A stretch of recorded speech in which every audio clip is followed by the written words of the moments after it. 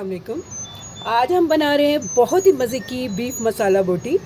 ये बहुत ही टेस्टी बनती है। इससे पहले आपने इस रेसिपी को कभी भी ट्राई नहीं किया होगा और ना कभी ये बीफ बोटी आपने अपने घर में ये बनाई होगी। तो इस रेसिपी को आप ज़रूर ट्राई कीजिएगा, ये बहुत ही टेस्टी बनती है। तो इसके लिए मेरे पास 700 ग्राम बीफ है। ये देखिए इस तरह से मैंने इसे स्ट्रिप्स में काट लिया है, लंबा लंबा सा। आप चाहें तो इसे चौकोर शेप में भी काट सकते हैं, लेकिन ये इस शेप में बहुत ही ज़्यादा अच्छी लगती है। तो ये मेरे पास है 700 ग्राम। दो मीडियम से छोटे साइज़ की मेरे पास टमाटर थे, इन्हें मैंने इस तरह से रफली कट कर लिया है। एक मीडियम साइज़ की प्याज थी, इसे भी मैंने रफली कट किया हुआ है। हाफ कप मैं इसमें ऑयल का यूज़ करूँगी। 1 टेबलस्पून भर के मैं इसमें यूज़ कर रही हूँ अदरक लहसुन का। बिल्कुल सिंपल से स्पाइसेस हम इसमें यूज़ करेंगे। तो देखिए यहाँ पे मेरे पास नमक है 1 टीस्पून, अकॉर्डिंग टू टेस्ट आप यूज़ कर सकते हैं। 1 टीस्पून भर के यहाँ मैं लाल मिर्च का पाउडर यूज़ कर रही हूँ। हाफ टीस्पून से कम हल्दी पाउडर है मेरे पास। और यहाँ पे 1 टीस्पून भर के मैंने लिया धनिया पाउडर। 1 टीस्पून मैं यहाँ यूज़ कर रही हूँ ज़ीरा पाउडर।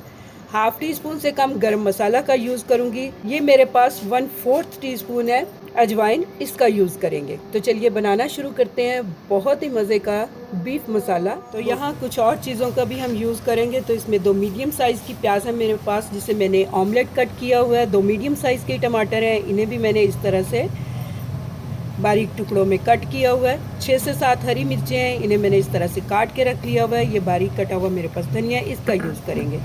तो चलिए सबसे पहले हम अपने बीफ को पका लेते हैं। बीफ बोटी को गलाने के लिए मैं यहाँ पे कुकर का यूज़ कर रही हूँ। तो ये देखिए कुकर मैंने चूल्हे पर रख दिया है। सबसे पहले मैंने यहाँ इसमें ऑयल डाल दिया है। ऑयल के गर्म होते ही मैं यहाँ इसमें प्याज डाल दूँगी। 1 मिनट के लिए मैं इस तरह से प्याज को फ्राई करूँगी। तो देखिए यहाँ पे 1 मिनट हो चुका है। तो मैं यहाँ पे अदरक लहसुन का पेस्ट डाल दूँगी। थोड़ा सा इसे भी हम फ्राई करेंगे। यहाँ मैं अब इसमें ये बीफ ऐड करने लगी हूँ। बीफ को भी हम इतना फ्राई करेंगे कि इसका कलर चेंज हो जाए। तकरीबन 2 से 3 मिनट ही मुझे लगेंगे इसे फ्राई करने में। देखिए 2 से 3 मिनट होने वाले हैं, तकरीबन 3 मिनट। तो गोश्त ने अपना कलर चेंज कर लिया है। तो देखिए यहाँ बीफ ने कलर चेंज कर लिया है, 3 मिनट हो चुके हैं। तो मैं थोड़े से स्पाइस इसमें ऐड करने वाली हूँ। यहाँ मैंने इसमें नमक ऐड कर दिया है, लाल मिर्च पाउडर भी डाल दिया है, हल्दी पाउडर डाल दिया है। ये स्पाइस हम इसमें ऐड नहीं करेंगे, ये मैं बाद में ऐड करूँगी। ये टमाटर डाल दूँगी मैं, अच्छी तरह से इसे मिक्स कर लेंगे। साथ ही इसमें मैं यहाँ पानी ऐड कर दूँगी। आप अपने गोश्त के अकॉर्डिंग इसमें पानी ऐड कीजिए। तो यहाँ मैं तकरीबन 2.5 कप इसमें पानी ऐड कर रही हूँ।